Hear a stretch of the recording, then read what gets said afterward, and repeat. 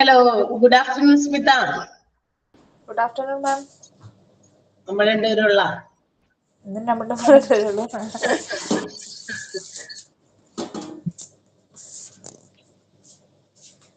Teacher അപ്പൊ തന്നെ class പോകും.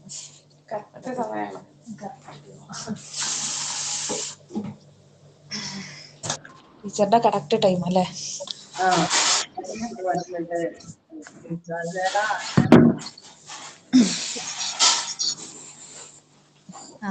ആരത് ഒരാൾ കേറില്ലോ. Good afternoon, Elsa. Elsa Zara. Good afternoon. Okay. Elsa. ഇതിന് ലേറ്റ് ആയിട്ടാണ് തോന്നുന്നത് എല്ലാവരും കയറുന്നത്. എന്താണാവോ? ക്ലാസ്സുകളൊക്കെ തീരാറായിപ്പോ എനിക്ക് തോന്നുന്നു. ക്ലാസ് തീരാറായില്ലേ, അതുകൊണ്ടായിരിക്കും. അതെ അതെ, മടുത്തെന്ന് തോന്നുന്ന ആളുകൾ എല്ലാവരും. ഇനി എന്നാ എക്സാം വരണ? എക്സാം നിങ്ങളുടെ ഓഗസ്റ്റ് ലാസ്റ്റോടുകൂടി അടുത്ത ആഴ്ച എനിക്ക് തോന്നുന്ന പോർഷൻസ് ഒക്കെ തീരും. എന്തായാലും ഈ മാസം തന്നെ ഉണ്ടാവും എന്തായാലും എക്സാം. ആണോ?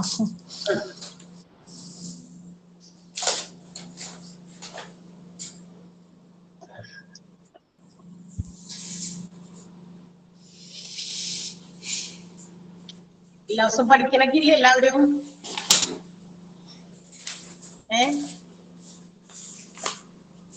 പഠിക്കണില്ലേ? ഹലോ,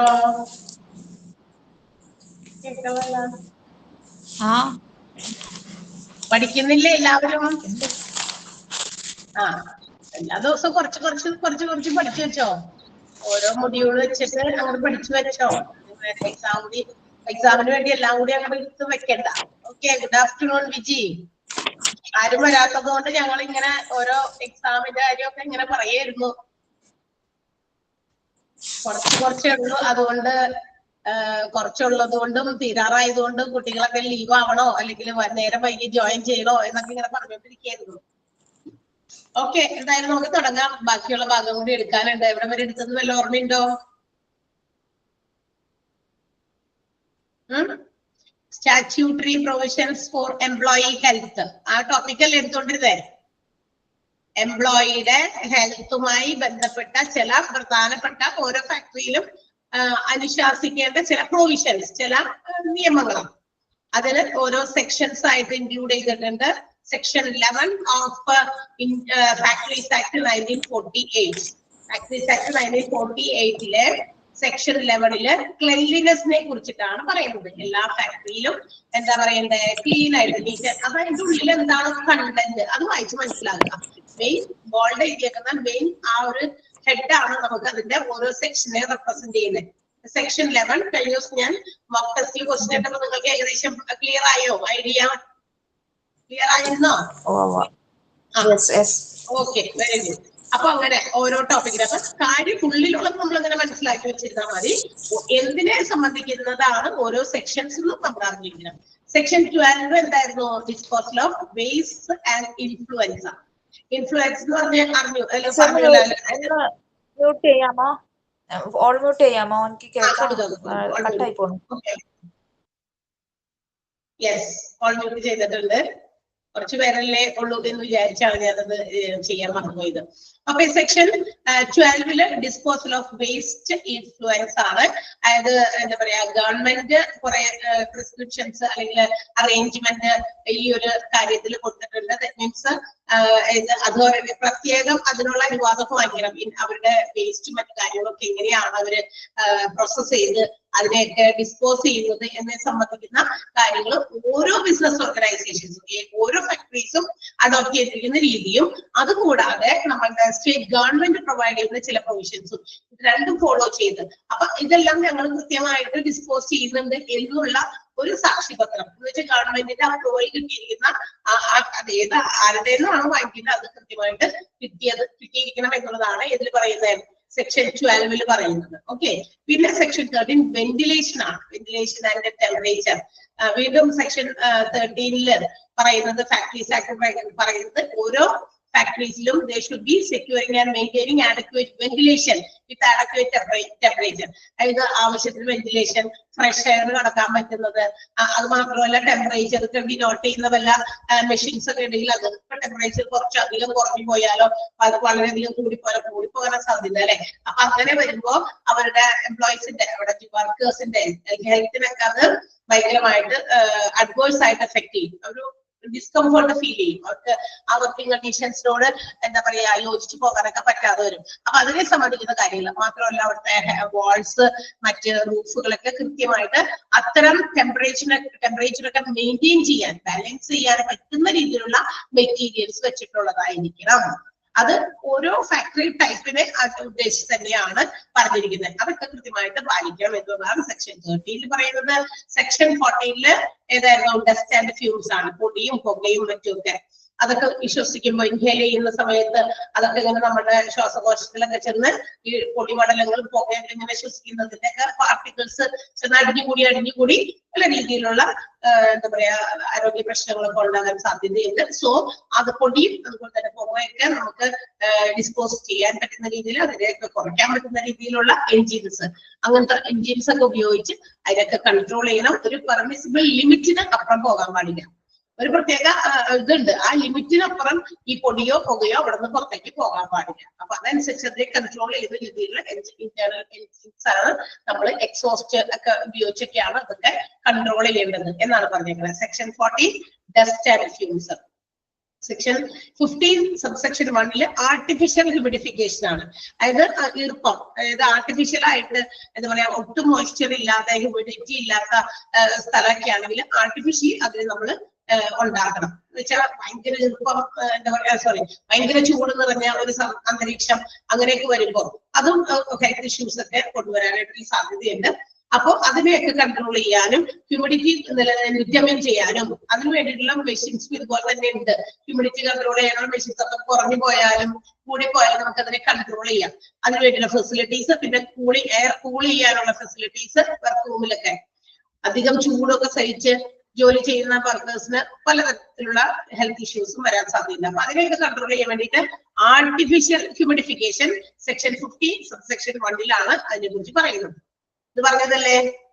അടുത്തത് ഓവർ ക്രൗഡിങ്ങും പറഞ്ഞതാണ്. ലൈറ്റിംഗ് വരെയാണ് പറഞ്ഞതെന്നാണ് എന്റെ ഒരു ഓർമ്മ. ആണോ? ലൈറ്റിംഗ് വരെ പറഞ്ഞോ? ഞാൻ പറഞ്ഞല്ലോ, പറയ്. ഹലോ ഹലോ, ലൈറ്റിംഗ് എന്ന് പറയുന്ന സെക്ഷൻ വരെ പറഞ്ഞോ? ഉണ്ടെങ്കിൽ ഒന്ന് ഓക്കെ, യെസ്, അവിടെ വരെ പറഞ്ഞു. ഓവർ ക്രൗഡിംഗ് എന്ന് പറയുന്നതും it's also injurious to health of the workers. ഈ ഒരുപാട് വർക്കേഴ്സിനെ ഒരുമിച്ച് ഒരു സ്ഥലത്ത് ഇട്ട് ജോലി ചെയ്യിപ്പിക്കുക, അതായത് വർക്കേഴ്സ് അല്ലേ, അവരുടെ ജോലി ചെയ്തോളും. ഏത് വർക്കിംഗ് കണ്ടീഷൻ ആയാലും ചെയ്യിപ്പിക്കണം. അങ്ങനെ അടിച്ചേൽപ്പിച്ച് എല്ലാവരും കൂടി കുന്നുകൂട്ടി ഒരു സ്ഥലത്തിട്ട് ഒരു ചെറിയ, അതായത് നമ്മളെ വർക്ക് ചെയ്യാൻ കൊടുത്തിരിക്കുന്ന സ്പേസ് ഏരിയ അതിന് പ്രൊപ്പോർഷനേറ്റ് ആയിട്ടുള്ള വർക്കേഴ്സിനെയാണ് അങ്ങനെ. അല്ലാണ്ട് എല്ലാവരും കൂടി ഇടിച്ചു കൂട്ടി ഒരു സ്ഥലത്ത് ഇട്ടിട്ട് അവരെ കൊണ്ട് പണിയെടുപ്പിക്കുക, അതൊക്കെ കുറച്ച് ബുദ്ധിമുട്ടായിരിക്കും. കാരണം അത്തരം സമയത്ത് നമുക്കറിയാം എല്ലാവരും കൂടി കുത്തിക്ക് വരുമ്പോൾ ഉണ്ടാകാവുന്ന അസ്വസ്ഥതകള്, ശാരീരികമായിട്ടുള്ള ബുദ്ധിമുട്ടുകളൊക്കെ ഫേസ് ചെയ്യേണ്ടി വരും. പിന്നെ എന്താ പറയാ ടെമ്പറേച്ചർ വളരെ കൂടും അത്തരം സാഹചര്യങ്ങളിൽ. പിന്നെ എന്തെങ്കിലും തരത്തിലുള്ള അസുഖങ്ങളൊക്കെ ഉണ്ടെങ്കിൽ എല്ലാവർക്കും സ്പ്രെഡ് ചെയ്യാനൊക്കെ എന്താ പറയാ കുറെ ചാൻസസ് ഉണ്ട്. സോ അതുകൊണ്ട് there should be measures taken to avoid such overcrowding. ഓവർക്രൗഡിങ് ഒഴിവാക്കാനുള്ള ചില നടപടികൾ അത് ഓർഗനൈസേഷൻ തന്നെ തീരുമാനിക്കണം, ഫാക്ടറീസ് തന്നെ തീരുമാനിക്കണം. ഇവിടെ ആളുകളുടെ എണ്ണം കൂടുതലാണ്, അവരെ മാറ്റി വേറെ ഏതെങ്കിലും ഭാഗത്തോട്ട് മാറ്റിയിരുത്തി ജോലി ചെയ്യിപ്പിക്കാം. ക്ലിയർ ആണല്ലോ? ഇതൊക്കെ നമ്മൾ പറഞ്ഞതാണ്. സെക്ഷൻ 16 ആണ് ഓവർ ക്രൗഡിങ്ങിനെ കുറിച്ച് പറയുന്ന സെക്ഷൻ. ക്ലിയർ ആണല്ലോ? അടുത്തത് ലൈറ്റിംഗ് ആണ്. ലൈറ്റിംഗും പ്രോപ്പർ ലൈറ്റിംഗ് അറേഞ്ച്മെന്റ്സ് ഓരോ ഫാക്ടറീസും പ്രൊവൈഡ് ചെയ്യണമെന്നാണ് സെക്ഷൻ 17 ഓഫ് ഫാക്ടറീസ് ആക്ട് 1948 പറയുന്നത്. അതായത് ആവശ്യത്തിന് വെളിച്ചം കടക്കുന്ന രീതിയിൽ, ആവശ്യത്തിന് വെളിച്ചം പുറത്തുനിന്ന് നാച്ചുറൽ ആയിട്ടുള്ള ലൈറ്റിംഗ് ഇല്ല എങ്കിൽ നമുക്ക് എന്താ പറയാ ഇലക്ട്രിസിറ്റി ഉപയോഗിച്ച് മറ്റേതെങ്കിലും വിധേനയോ ആർട്ടിഫിഷ്യൽ ആയിട്ടുള്ള ലൈറ്റിങ്ങും വരുന്ന രീതിയിൽ നമ്മൾ എന്ത് ചെയ്യണം, അതിനുള്ള സൗകര്യങ്ങൾ ഒരുക്കിയിട്ടുണ്ടായിരുന്നു. മുറിയിലേക്ക് ലൈറ്റ് കയറുന്ന രീതിയിൽ. അതുപോലെ തന്നെ വിൻഡോസ് ഗ്ലേസ്ഡ് ആയിരുന്നു, ഗ്ലാസ് വെച്ചിട്ടാകുമ്പോൾ കുറച്ചുകൂടി വെളിച്ചമൊക്കെ കിട്ടുമല്ലോ. അതുപോലെ സ്കൈലൈറ്റ് ആയിക്കോട്ടെ, ആർട്ടിഫിഷ്യൽ ലൈറ്റ് ആയിക്കോട്ടെ, ഏത് ലൈറ്റ് ആണെങ്കിലും വർക്ക് റൂമിലേക്ക് ആവശ്യത്തിന് പെട്ടെന്ന് കിട്ടുന്ന രീതിയിലായിരിക്കണം സജ്ജീകരിക്കേണ്ടതാണെന്ന് പറഞ്ഞേക്കണേ. അതിന്റെ എല്ലാ പ്രൊവിഷൻസും ലൈറ്റിങ്ങിനെ സംബന്ധിക്കുന്ന ഒരു പ്രൊവിഷൻസ് തന്നെ ഒരുപാട് ഈ സെക്ഷൻ 17 തന്നെ സബ്സെക്ഷൻ 3 എടുത്തു പറയുന്നുണ്ട് എന്നാ പറയുന്നത്. അപ്പൊ തടസ്സങ്ങളൊന്നുമില്ലാതെ അവർക്ക് എന്ത് ചെയ്യാം, ജോലി ചെയ്യാം. യാതൊരു തരത്തിലുള്ള ഒബ്സ്ട്രക്ഷൻസും ഇല്ലാതെ. എന്താ പറയാ, ലൈറ്റ് ഒന്നും വെട്ടൊന്നും ഇല്ലെങ്കിൽ അങ്ങോട്ടും ഇങ്ങോട്ടൊക്കെ നടക്കുമ്പോഴോ തട്ടുമ്പോഴോ ഒക്കെ എവിടെയെങ്കിലും വീഴാൻ സാധ്യതയുണ്ട്, മെറ്റീരിയൽസ് ഡാമേജ്ഡ് ആകാൻ സാധ്യതയുണ്ട്, ആക്സിഡൻസ് ഉണ്ടാകാൻ സാധ്യതയുണ്ട്. So in order to avoid all these, ഇതെല്ലാം ഇല്ലാതാക്കാൻ നമുക്ക് ലൈറ്റിംഗ് പ്രോപ്പർ ആയിട്ട് നടത്തിയിരിക്കണം എന്നാണ് സെക്ഷൻ 17 സബ്സെക്ഷൻ 3 ഒരുപാട് കാര്യങ്ങൾ ലൈറ്റിങ്ങിനെ സംബന്ധിക്കുന്നത് പറയുന്നുണ്ട്. നമ്മളതൊന്നും മുഴുവനൊന്നും പോണ്ട. മെയിൻ കാര്യം ലൈറ്റിംഗ് എന്ന് പറയുന്നത് ഇൻക്ലൂഡ് ചെയ്തിരിക്കുന്നത് സെക്ഷൻ 17 ഇവിടെ വരെയാണ് നമ്മൾ പറഞ്ഞു നിർത്തിയത്. റൈറ്റ്, ശരിയാണല്ലോ. അടുത്തതിലേക്ക് നമുക്ക് പോകാം. സെക്ഷൻ 18 ഡ്രിങ്കിങ് വാട്ടർ ആണ്. കുടിവെള്ള സംബന്ധമായിട്ടുള്ള ചില കാര്യങ്ങളും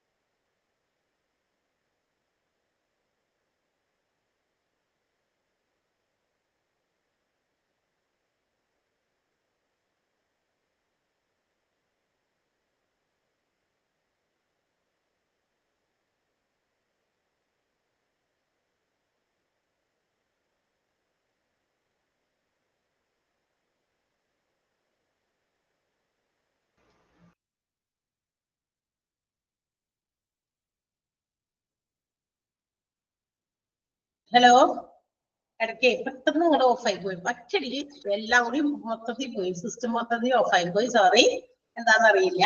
okay, sorry for the interruption.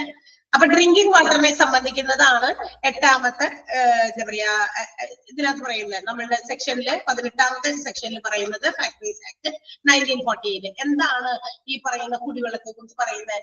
ഫാക്ടറിയിൽ ജോലി ചെയ്യുന്ന ആളുകൾക്ക് അത്യാവശ്യത്തിന് വെള്ളം കുടിക്കണം. അപ്പൊ അതിന് സൗകര്യപ്രദമായ രീതിയിൽ drinking water facility should be provided. അതിനെ കുറച്ച് കാര്യങ്ങൾ പറയുന്നത്.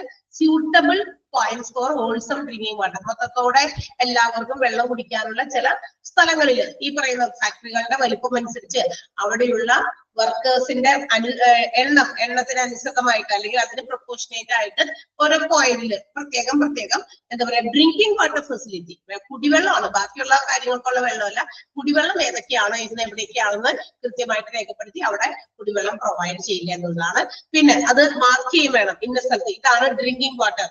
അല്ലാതെ മറ്റു പർപ്പസിന് വേണ്ടി ഉപയോഗിക്കുന്ന വെള്ളം ചിലപ്പോൾ വേറെ ഉണ്ടായിരിക്കാം. അപ്പൊ ഡ്രിങ്കിങ് വാട്ടർ കറക്റ്റ് ആയിട്ട് സ്പെസിഫൈ ചെയ്ത് കൃത്യമായിട്ട് മാർക്ക് ചെയ്തിരിക്കുന്ന സ്ഥലത്തായിരിക്കണം ഡ്രിങ്കിങ് വാട്ടർ ഫെസിലിറ്റി ഉള്ളത്. And also it should be away from urinals and ലാട്രിന്റെ യൂറിനൽ സ്ഥലത്തിന്റെ ഒക്കെ അടുത്താകരുത്. കുറച്ചധികം നീക്കി, അതായത് അതുമായിട്ട് ഒരു ബന്ധമില്ലാത്ത ഒരു സ്ഥലത്തൊക്കെ കൊണ്ടുവയ്ക്കണം. കാരണം ഒബ്വിയസ്ലി നമുക്കറിയാം യൂറിൻസ് ലാട്രിൻസ് ഒക്കെ അവിടെയൊക്കെ ആണെങ്കിൽ അതിന്റെ അടുത്തൊക്കെ ആണെങ്കിൽ അതിൽ നിന്നുണ്ടാകുന്ന ബാഡ് സ്മെല്ലൊക്കെ ചിലപ്പോ നമുക്കൊരു വെള്ളം കുടിക്കാനല്ലേ, കുടിവെള്ളമല്ലേ, അപ്പൊ അതുകൊണ്ട് ചിലപ്പോ തോന്നിയെന്ന് വരില്ല.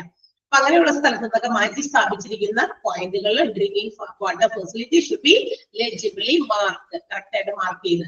പിന്നെ കൂളിംഗ് ഡ്രിങ്കിങ് വാട്ടർ ഉണ്ടെങ്കിൽ അതും പ്രൊവൈഡ് ചെയ്തിരിക്കണം.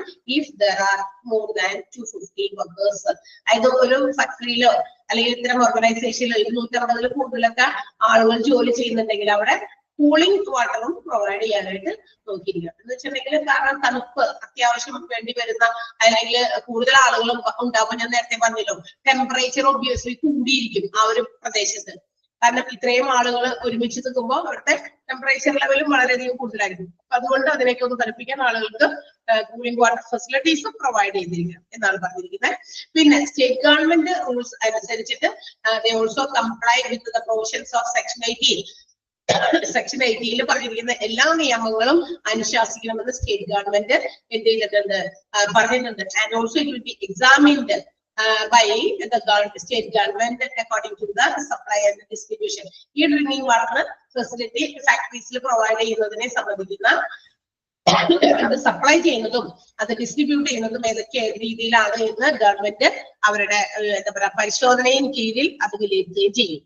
എന്നുവെച്ചാൽ ചിലപ്പോ നിയമാനുസൃതമായിട്ട് ഫാക്ടറികളൊക്കെ സന്ദർശിച്ച് എന്ത് ചെയ്യും, ഇത്തരം കാര്യങ്ങളൊക്കെ കൃത്യമായി ചെയ്യുന്നുണ്ടോ, ഓരോരോ പോയിന്റില് എന്താ പറയാ ഡ്രിങ്കിങ് വാട്ടർ സപ്ലൈ ഉണ്ടോ, അത് മാത്രമല്ല ഇത്ര വർക്കേഴ്സ് ഉണ്ട്, അതിൽ കൂടുതലാണെങ്കിൽ കൂളിംഗ് വാട്ടർ ഫെസിലിറ്റീസ് ഉണ്ടോ, അത് ലാറ്ററൽസിന്റെയും യൂറിനൽസിന്റെ ഒക്കെ അടുത്തല്ലാതെയാണോ എന്നൊക്കെ ചെക്ക് ചെയ്യും. കൂടാതെ അത് കൃത്യമായി സപ്ലൈ ഉണ്ടോ, വെറുതെ ഡ്രിങ്കിങ് വാട്ടറിന്റെ പോയിന്റ് മാത്രം എഴുതി വെച്ചിട്ട് അവിടെ തുറന്നു കഴിഞ്ഞാൽ പൈപ്പിൽ വെള്ളം വരാത്ത അവസ്ഥയല്ല. കൃത്യമായിട്ട് അത് എന്താ പറയാ വെള്ളമൊക്കെ സ്റ്റോർ ചെയ്യുന്ന സ്ഥലമൊക്കെ കൃത്യമായി ക്ലീൻ ചെയ്ത് ഒക്കെയാണ് അതൊക്കെ പ്രൊവൈഡ് ചെയ്യുന്നത് എന്നുള്ളത് ഉറപ്പുവരുത്തണം. കാരണം എന്താ, ഇതൊക്കെ എന്തിനാ ചെയ്യുന്നത്?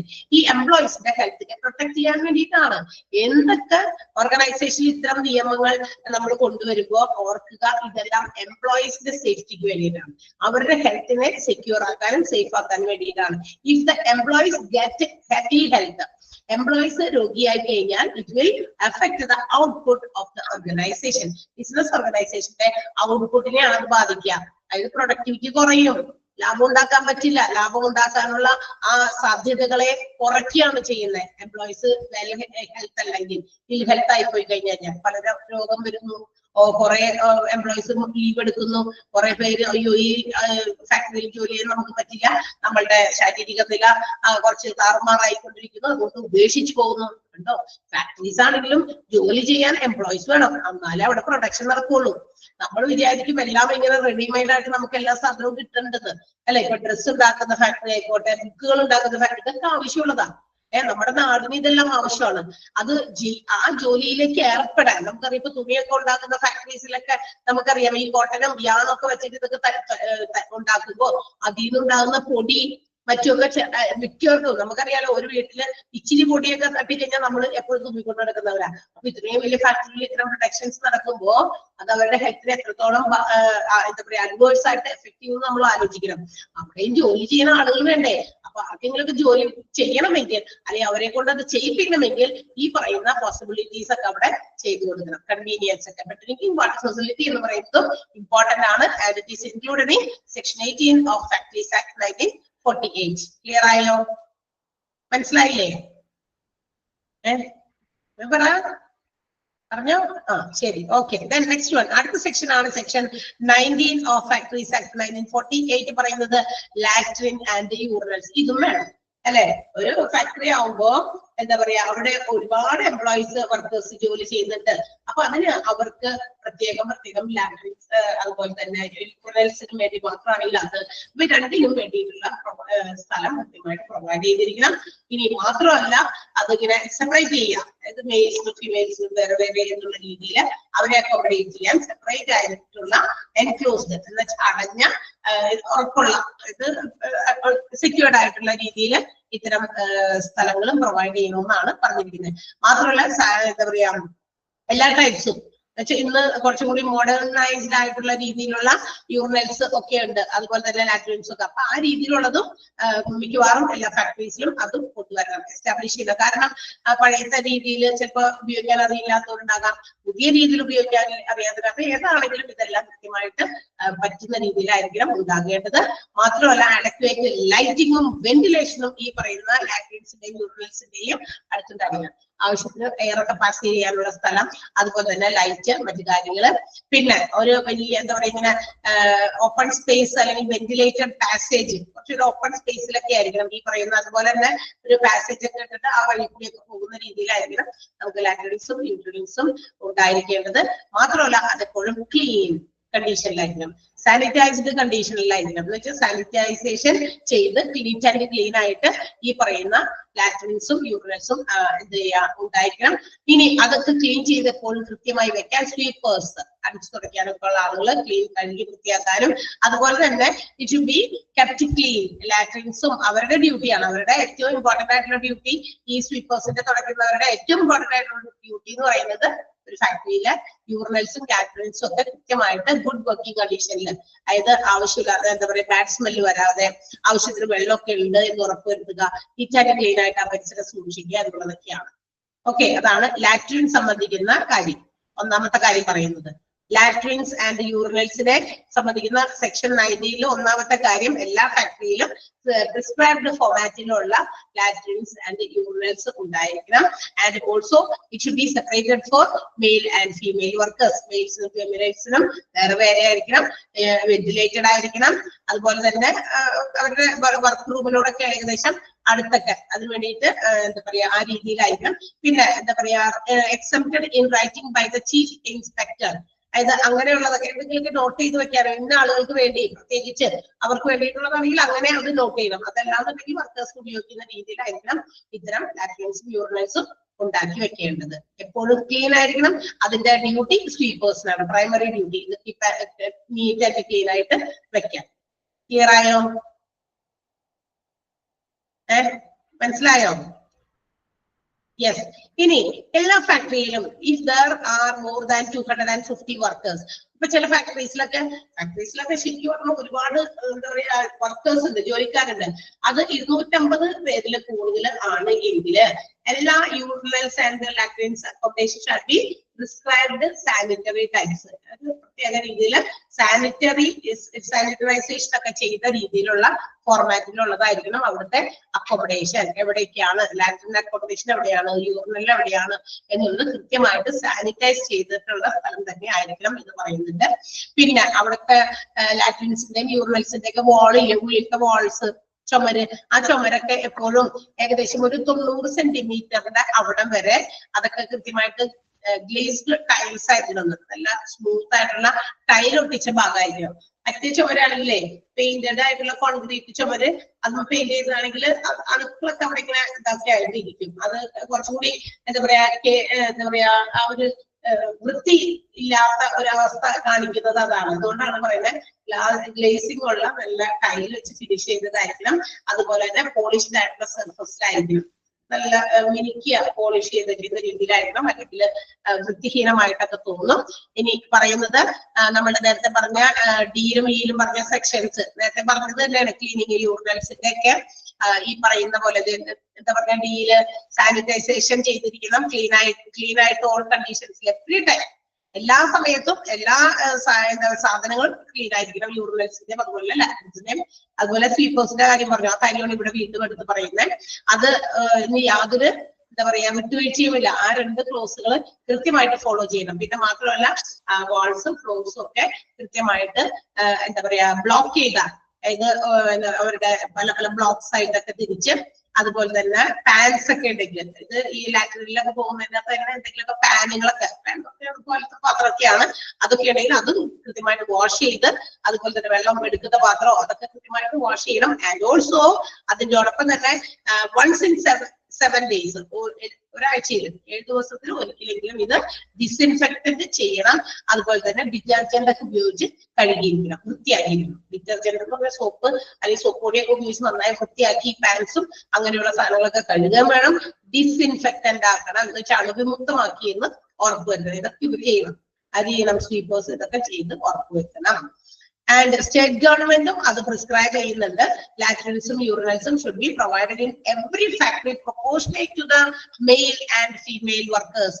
മെയിൽ വർക്കേഴ്സ് എത്രയുണ്ട്, ഫീമെയിൽ വർക്കേഴ്സ് എത്രയുണ്ട്, ആ എണ്ണത്തിന്റെ ആനുപാതികമായിട്ട് എന്ത് ചെയ്തോളണം, യൂറിനൽസും ലാട്രിൻസും പ്രൊവൈഡ് ചെയ്യണമെന്ന് ആര് പറയുന്നുണ്ട്? സ്റ്റേറ്റ് ഗവൺമെന്റിന്റെ പ്രൊവിഷൻസിൽ പറയുന്നുണ്ട്. എല്ലാ ഫാക്ടറിയിലും അങ്ങനെ വേണം. എത്ര സ്ത്രീകളുണ്ട് ജോലി ചെയ്യാൻ വർക്കേഴ്സ്, എത്ര പുരുഷന്മാരുണ്ട്, അവരുടെ എണ്ണത്തിന് ആനുപാതികമാകുന്ന രീതിയിൽ രണ്ടു കൂട്ടർക്കും എന്ത് ചെയ്യുക? സെപ്പറേറ്റ് യൂറിനൽസും ലാട്രിൻസും പ്രൊവൈഡ് ചെയ്യണം എന്നാണ് പറയുന്നത്. അത് സാനിറ്റൈസ് ചെയ്ത് തന്നെ ആയിരിക്കണം. ആൻഡ് ഓൾസോ അത് അവരുടെ ആരോഗ്യത്തിന് വേണ്ടിയിട്ടാണ്. അതായത് അവർ ജോലി ചെയ്യുമ്പോൾ അവരുടെ ആരോഗ്യം നന്നായിരുന്നാൽ മാത്രമാണ് അടുത്ത ദിവസം ജോലിക്ക് വരാൻ പറ്റുള്ളൂ. അല്ലെങ്കിൽ ആരോഗ്യം മോശമായി പോകും അല്ലെ. ഈ വൃത്തിയില്ലാത്ത വൃത്തിഹീനമായ സ്ഥലത്തൊക്കെ ഇതൊക്കെ യൂസ് ചെയ്ത് രോഗിയാകാൻ അധിക സമയമൊന്നും വേണ്ടി വരുന്നില്ല അല്ലെ. അതൊക്കെ രോഗത്തൊക്കെ തന്നെയാണ് അത് എപ്പോഴും പറഞ്ഞുകൊണ്ടിരിക്കുന്നത്. മനസ്സിലായ അതിനകത്ത് എന്താണ് പറഞ്ഞത്? ലാട്രിനും യൂറിനൽസും ഒക്കെ കൃത്യമായിട്ട് എന്താ പറയാ ക്ലീൻ ആൻഡ് ഡിസ്ഇൻഫെക്റ്റന്റ് ആയിട്ട് സൂക്ഷിക്കണം അതിന്റെ ഏരിയ. ഓക്കെ, അത് ഓരോ ഫാക്ടറീസും അവരുടേതായ നിയമത്തിൽ അത് പാലിക്കണം. കൂടാതെ സ്റ്റേറ്റ് ഗവൺമെന്റിന്റെ നിയമപ്രകാരവും ഇനി ഏതെങ്കിലും കാരണവശാൽ അവർ ഇൻസ്പെക്ഷൻ ഒക്കെ വരുന്ന സമയത്ത് അവിടെ വൃത്തിഹീനമായിട്ടൊക്കെ കണ്ടു കഴിഞ്ഞാൽ ചിലപ്പോൾ അവരുടെ ഫാക്ടറിയുടെ എന്താ പറയാ ലൈസൻസിനെയൊക്കെ ബാധിക്കും അത്. അപ്പൊ അതൊക്കെ ഒഴിവാക്കാനായിട്ട് ഇതൊക്കെ കൃത്യമായി പാലിക്കും എന്നുള്ളത് നിർബന്ധമുണ്ട്. മനസ്സിലായി. ഇപ്പൊ നമ്മളൊരു ബിസിനസ് സ്ഥാപനം തുടങ്ങുമ്പോൾ അത്ര ഈസിയായ കാര്യമൊന്നുമല്ല. ഒരുപാട് എന്താ പറയാ പേപ്പർ വർക്കുകൾ കംപ്ലീറ്റ് ചെയ്തിട്ട് നമ്മൾ തുടങ്ങുന്നത്. എന്ന് വെച്ചാൽ അവിടെ നിന്ന് ഇവിടെ നിന്നൊക്കെയോ കുറെ സ്ഥലങ്ങളിൽ നിന്നൊക്കെ നമുക്ക് ഇതിന്റെയൊക്കെ എന്താ പറയാ ഈ നോ ഒബ്ജക്ഷൻ സർട്ടിഫിക്കറ്റുകളൊക്കെ വാങ്ങിക്കണം. ഇവർക്ക് ഇതിന് ചെയ്യുന്നത് കുഴപ്പമില്ല, തടസ്സമില്ല, ഫയർ ആൻഡ് സേഫ്റ്റിയുടെ വാങ്ങിക്കണം. അതുപോലെ തന്നെ എന്തെങ്കിലും തരത്തിലുള്ള ഇതുപോലെയുള്ള ഡ്രെയിൻ സാധനങ്ങൾ പൊല്യൂട്ടഡ് ആകാൻ സാധ്യതയുള്ള എന്തെങ്കിലും പുറത്തേക്ക് പോകുന്ന വല്ല സാധനങ്ങളൊക്കെ ഉണ്ടെങ്കിൽ അതിനൊക്കെ എങ്ങനെ ഡിസ്പോസ് ചെയ്യുന്നു, അത് ഡിസ്പോസ് ചെയ്യാനുള്ള ഞങ്ങളുടെ മാധ്യമം ഇന്നതാണ് കൃത്യമായി കാണിക്കണം. എന്നാലേ എല്ലാം കൂടി കഴിഞ്ഞാൽ മാത്രമേ ഒരു ബിസിനസ് ചെയ്യാനുള്ള ലൈസൻസ് അങ്ങോട്ട് കൈ കിട്ടുള്ളൂ. അപ്പൊ അത് കിട്ടിക്കഴിഞ്ഞാൽ അതിന്റെ അർത്ഥം we have to follow each and every rules and regulations. ആ പറയുന്ന റൂൾസ് ആൻഡ് റെഗുലേഷൻസ് ഫോളോ ചെയ്ത് വേണം തന്നെ മുന്നോട്ട് പോകാനായിട്ട്. ക്ലിയർ ആയോ? മനസ്സിലായില്ലേ? ഓരോ സെക്ഷനും ഓർത്തിരുന്നാൽ മതി. അപ്പൊ നമ്മള് ഇപ്പൊ പറഞ്ഞത് എത്രാമത്തെ സെക്ഷനാണ്? 19ാമത്തെ സെക്ഷനാണ് യൂറിനൽസ് ആൻഡ് ലാട്രിൻസിനെ കുറിച്ച് പറഞ്ഞത്. And next one is 20th section. 20ാമത്തെ സെക്ഷൻ ഫാക്ടറീസ് ആക്ട് 1948 പറയുന്നത് സ്പിറ്റൂൾസിനെ കുറിച്ചിട്ടാണ്. സ്പിറ്റൂൾസ് എന്ന് പറഞ്ഞാൽ എന്താ? The vessel or place where people spit, അതായത് തുപ്പുന്ന സ്ഥലം. കോളാമ്പി എന്നൊക്കെ പറയും. ഒരു ബിസിനസ് ഓർഗനൈസേഷൻ അല്ലെങ്കിൽ ഫാക്ടറിയിൽ കോളാമ്പി ആയിരിക്കില്ല, അത് സ്പിറ്റ് ചെയ്യാനുള്ള സ്ഥലം. നമുക്കറിയാം we are not allowed to spit in public places. നമുക്ക് പൊതു സ്ഥലത്തൊക്കെ തുപ്പാനോ ഒക്കെ ഒന്നും പാടില്ല അല്ലെ. അപ്പൊ ഒരു ഓർഗനൈസേഷനിൽ അല്ലെങ്കിൽ ഒരു ഫാക്ടറിയിൽ ജോലി ചെയ്യുമ്പോൾ ഇൻ കേസ് ഇഫ് എനി എന്താ പറയാ workers have any problems like cold അങ്ങനെയൊക്കെ ഉണ്ടെങ്കിൽ ചിലപ്പോ അങ്ങനെ സ്പിറ്റ് ചെയ്യേണ്ടി വരും. അപ്പൊ അതിനൊക്കെ വേണ്ടിയിട്ട് ഒരു സ്ഥലം, ഒരു പ്ലേസ് അല്ലെങ്കിൽ ഒരു വസ്തു അതിനുവേണ്ടി വെക്കുക, ഒരു വെസൽ പോലെ എന്തെങ്കിലും വെക്കുക. ആൻഡ് ഓൾസോ അതിന്റെ പരിസരമൊക്കെ കൃത്യമായിട്ട് മെയിൻറ്റെയിൻ ചെയ്യുന്നത് ക്ലീൻ ആൻഡ് ഹൈജീനിക് കണ്ടീഷനിലായിരിക്കണം. എന്ന് വെച്ചാൽ അതിനകത്ത് തുപ്പാനൊക്കെ വെച്ചിട്ട് പിന്നെ അവിടെ ചെന്ന് അടുത്ത് പോയി നിൽക്കുന്നു എന്നിട്ട് തുപ്പുന്നത് വേറെ സ്ഥലത്തായി കഴിഞ്ഞാൽ പറ്റില്ലല്ലോ. അതുകൊണ്ടാ പറയുന്നത് ആ സ്ഥലമൊക്കെ ക്ലീൻ ആയിട്ട് മെയിൻറ്റെയിൻ ചെയ്യണം, ഹൈജീനിക് ആയിട്ട് മെയിൻറ്റെയിൻ ചെയ്യണം എന്ന്. അപ്പൊ അതിന് എവിടെയൊക്കെ അവർക്ക് ഇങ്ങനെയുള്ള സാധനം വെക്കണം ആ സ്ഥലത്തൊക്കെ വെക്കുക. എല്ലാവർക്കും കൂടി വേണ്ടിയിട്ട് ഒരു സ്ഥലത്തല്ല, 2-3 സ്ഥലത്തൊക്കെ കൺവീനിയന്റ് ആയിട്ടുള്ള സ്ഥലങ്ങളിൽ sufficient number of spittoons have be maintained. മനസ്സിലായ? സ്പിറ്റൂൾസിന്റെ അർത്ഥം അവിടെ ഇത് വെച്ചോണ്ടാ, തുപ്പുന്ന സ്ഥലം അല്ലെങ്കിൽ തുപ്പുന്ന പാത്രം. കോളാമ്പി എന്ന് കേട്ടിട്ടുണ്ടോ നമ്മള്? അത് തന്നെയാണ്. പക്ഷെ ഇവിടെ കോളാമ്പി എന്ന് പറയുമ്പോൾ നമുക്കറിയാം വളരെ കുഞ്ഞു സാധനമാണ് അല്ലെ. അതിങ്ങനെ ഒരു ഇൻഡിവിജ്വലിന്, ഒരു വ്യക്തിക്ക് കയ്യിൽ പിടിച്ചിട്ട് തുപ്പുന്നതിന് വേണ്ടിയിട്ടാണ്. അല്ലെ, വയസ്സായവരൊക്കെ പണ്ടൊക്കെ നമ്മുടെ വീടുകളിലൊക്കെ പണ്ടാണ് ഈ സാധനമൊക്കെ ഒന്ന് ഉപയോഗിച്ചേക്കുന്നത്. ഇപ്പൊന്നും അങ്ങനെ ആരും ഉപയോഗിക്കുന്നില്ല വീടുകളില്, അതിന്റെ ആവശ്യം വരുന്നില്ല. ഓക്കെ,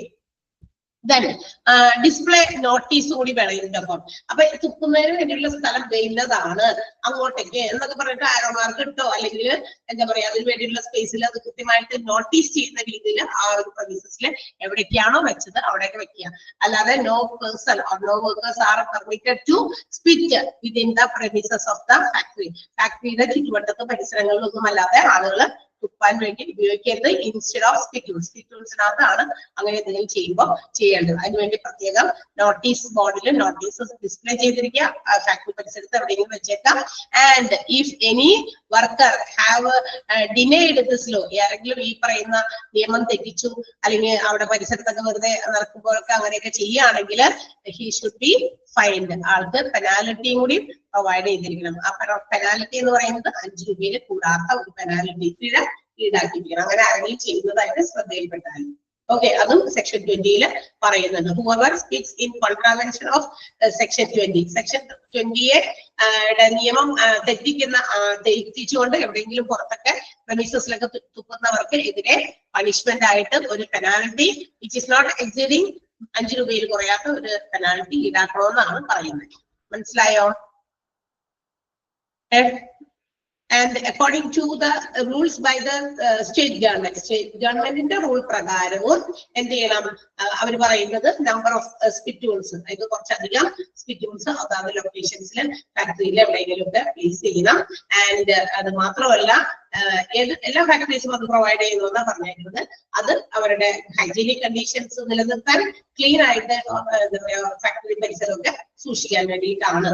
അപ്പൊ അതും ഗവൺമെന്റ്, സ്റ്റേറ്റ് ഗവൺമെന്റും അത് അനുശാസിക്കുന്നുണ്ട്. അത്ര നിയമം അതും അവരുടെ ശ്രദ്ധയിൽപ്പെട്ട് കഴിഞ്ഞാൽ ഇതൊന്നും നീറ്റ് ആൻഡ് ക്ലീൻ അല്ലാതൊക്കെ വെച്ച് കഴിഞ്ഞാൽ ബുദ്ധിമുട്ടാണ്. ഓക്കെ, ക്ലിയർ ആയോ?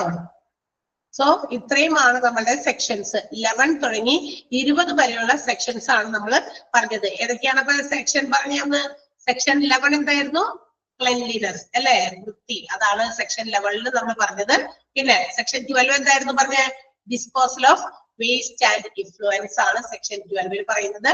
Section 13 ventilation and temperature. Section 14 dust and fumes. 14 dust and fumes. ഓരോ ചെറിയും ആ പേര് എന്തിനെ സൂചിപ്പിക്കുന്ന സെക്ഷൻ ആണെന്ന് അറിയണം.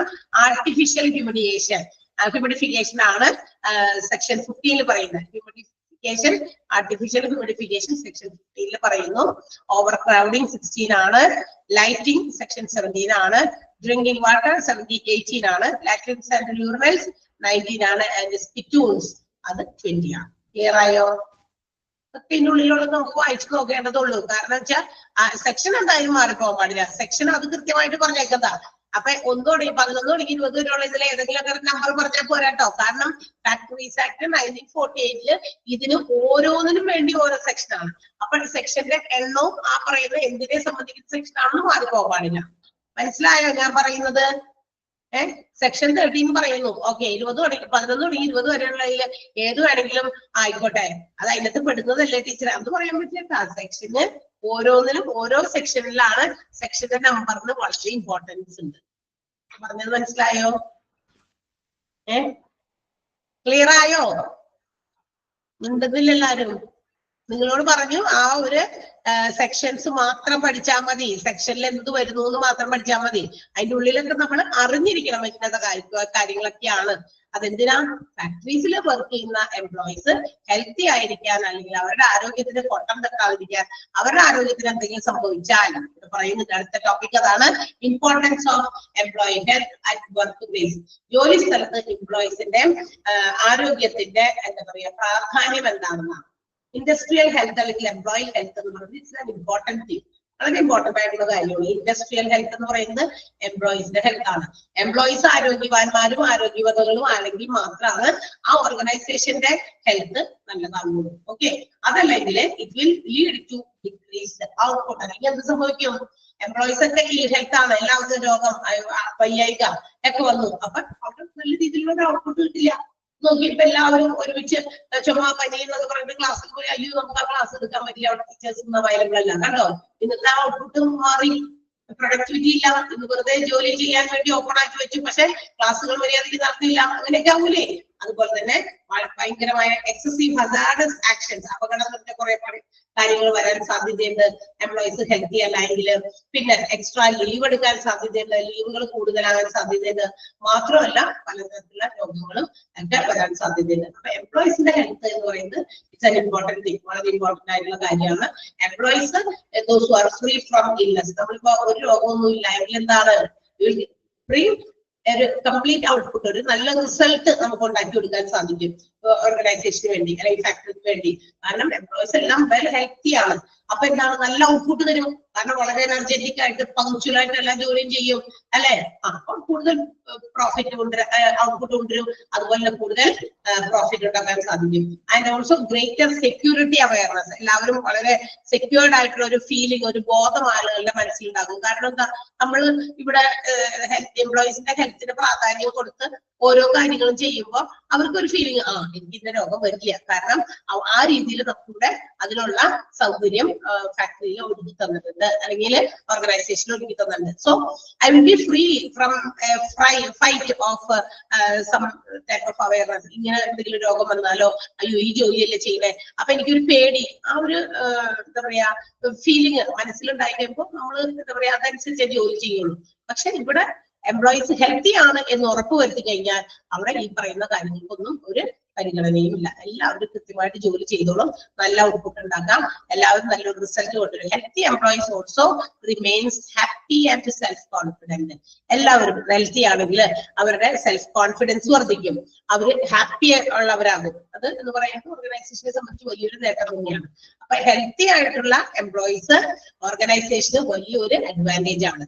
That means they are happy, അവർ ഭയങ്കര സന്തോഷമുള്ളവരായിരിക്കും, സന്തുഷ്ടരായിരിക്കും, കൂടാതെ സെൽഫ് കോൺഫിഡൻസ് ആയിരിക്കും. സെൽഫ് കോൺഫിഡന്റ് ആയിട്ടുള്ള ആളുകൾക്ക് കൃത്യമായിട്ട് അവരവരുടെ ജോലി പണിയൊക്കെ കൃത്യമായിട്ട് ചെയ്യാൻ പറ്റും. നമ്മുടെ കോൺഫിഡൻസ് കുറഞ്ഞു പോകുമ്പോഴാണ് അത് നമ്മുടെ ജോലിയിൽ റിഫ്ലക്ട് ചെയ്യുക, അല്ലെ? അപ്പൊ അത് ഇല്ലാതിരിക്കണമെങ്കിൽ നമ്മൾ രോഗമൊന്നുമില്ല അവസ്ഥയിലായിരിക്കും. ക്ലിയർ ആയോ?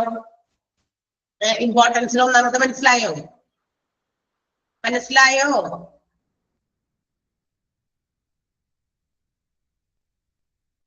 മറുപടിയിൽ എല്ലാവർക്കും എല്ലാവരും ഇതോടെ വെച്ചിട്ട് പോയോ? ഏതാ പറയണ്ടേ? ഒന്നുകൂടി പാരഗ്രാഫ് ഫുള്ള് പറയണോ? അതായത് എംപ്ലോയീസിന്റെ ഹെൽത്ത് എന്ന് പറയുന്നത് ഇമ്പോർട്ടന്റ് ഫാക്ടർ തന്നെയാണ്. ആരോഗ്യമുള്ള ജോലിക്കാരെന്ന് പറയുന്നത് ഒരു ഓർഗനൈസേഷന്റെ ഏറ്റവും പ്രധാനപ്പെട്ട ഘടകമാണ്. അതിനെന്തെങ്കിലും കോട്ടം സംഭവിച്ചാൽ ഇറ്റ് വിൽ ലീഡ് ടു, അത് എന്തിലേക്ക് നയിക്കും? ഡിക്രീസ്ഡ് ഔട്ട്പുട്ട് കുറയും.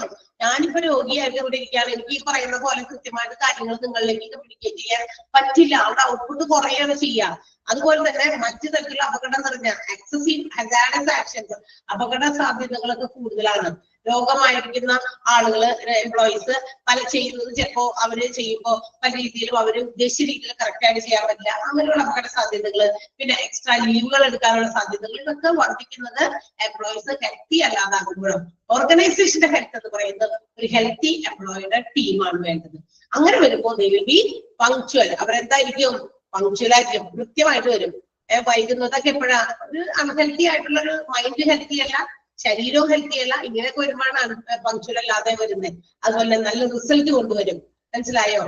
കൂടുതൽ ഔട്ട്പുട്ട് ഉണ്ടാക്കും. അതുപോലെ സെക്യൂരിറ്റി, ഗ്രേറ്റർ സെക്യൂരിറ്റി അവയർനെസ് എന്ന് വെച്ചാൽ എന്താ?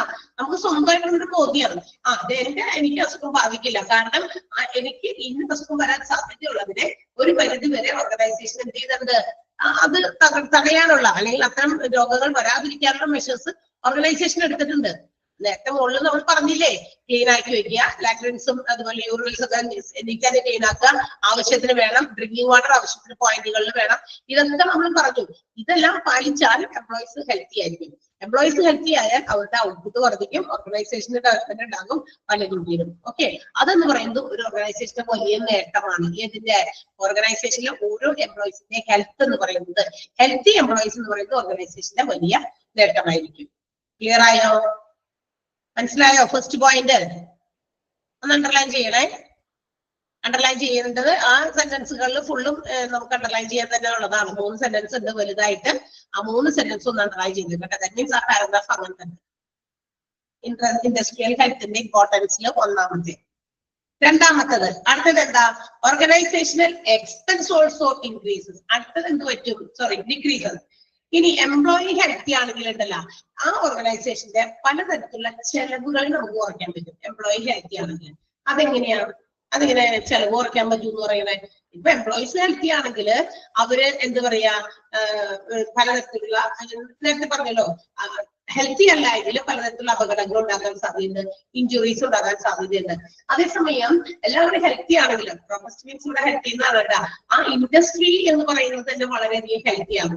വളരെയധികം എന്താ പറയാ, നല്ല രീതിയിൽ എല്ലാ എംപ്ലോയീസും ഹെൽത്തി ആണെങ്കിൽ ആ ഓർഗനൈസേഷന് വലിയ നേട്ടം തന്നെയാണ്, വലിയ അഡ്വാൻറ്റേജ് തന്നെയാണ്. ഹെൽത്തി ആയിട്ടുള്ള ഓർഗനൈസേഷൻ, ഇൻഡസ്ട്രിയൽ ഹെൽത്തിനെസ് നമുക്ക് കീപ്പ് ചെയ്യാൻ പറ്റും. അതേസമയം പലതരത്തിലുള്ള എന്താ പറയാ, ഓർഗനൈസേഷൻ എക്സ്പെൻസ് നമുക്ക് അതനുസരിച്ച് കുറയ്ക്കാൻ പറ്റും. കാരണം എന്താ? ആർക്കും അസുഖങ്ങളൊന്നുമില്ല, അല്ലെങ്കിൽ അസുഖങ്ങൾ വന്നു കഴിഞ്ഞാൽ അല്ലെങ്കിൽ എന്താ അപകടം വന്നു ആശുപത്രി കൊണ്ടുപോകണം, ചെലവാണ്. മനസ്സിലായോ? അപ്പൊ ഇതൊക്കെ നമ്മളുടെ ഓർഗനൈസേഷൻ ഹെൽത്തി ആണെങ്കിൽ മാത്രമേ പറ്റുള്ളൂ. ഇത് also can avoid the compensation paid. അതായത് അങ്ങനെ എന്തെങ്കിലും വർക്ക് പ്ലേസിൽ വെച്ച് എന്തെങ്കിലും അപകടം വന്നു, എന്തെങ്കിലും രോഗം വന്നു, ആ രോഗിനെ ആശുപത്രി കൊണ്ടുപോകണ്ടേ, അവിടെ ചെലവ് വരില്ലേ? കണ്ടോ, അത്തരം ചെലവുകളെ ഒരു പരിധി വരെ കുറയ്ക്കാൻ എംപ്ലോയി ഹെൽത്തി ആണെങ്കിലേ പറ്റുള്ളൂ. അൺഹെൽത്തി ആണെങ്കിൽ പറ്റില്ല. വയ്യാണ്ടായിട്ടും ചില ജോലിക്ക് വന്നു, 2 ദിവസമൊക്കെ ലീവ് എടുത്തു, പക്ഷെ 3-ാമത്തെ ദിവസം ജോലിക്ക് വന്നു. ഇവിടെ വന്നു കഴിഞ്ഞപ്പോൾ വേണമെങ്കിൽ വല്ല തല ഇറങ്ങി അല്ലെങ്കിൽ വേറെ എന്തെങ്കിലും പറ്റി, നമ്മൾ വേഗം എടുത്തുകൊണ്ട് ഹോസ്പിറ്റലിൽ പോയി ഓർഗനൈസേഷനിൽ നിന്ന് ഹോസ്പിറ്റലിൽ കൊണ്ടുപോയാൽ തീർച്ചയായിട്ടും അതിൻ്റെതായ ചെലവ് അവിടെ വഹിക്കണം, തീർച്ചയായിട്ടും അല്ലെ? അങ്ങനെ സാധാരണ ചെയ്യാറുണ്ട്, അവര് കൊടുക്കുന്നു. പക്ഷെ അപ്പൊ അതൊരു ചെലവാണ്. അത്തരം ചെലവുകളെ കുറയ്ക്കണമെങ്കിൽ ഈ പറയുന്ന പോലെ എംപ്ലോയീസ് എല്ലാം ഹെൽത്തി ആയിരിക്കണം എന്നാണ് പറയുന്നത്. മനസ്സിലായ 2ാമത്തെ പോയിന്റ്? ഒന്ന് വായിച്ചു നോക്കിയേ, എന്തെങ്കിലും മനസ്സിലാവാത്തുണ്ടെങ്കിൽ ചോദിക്കേ.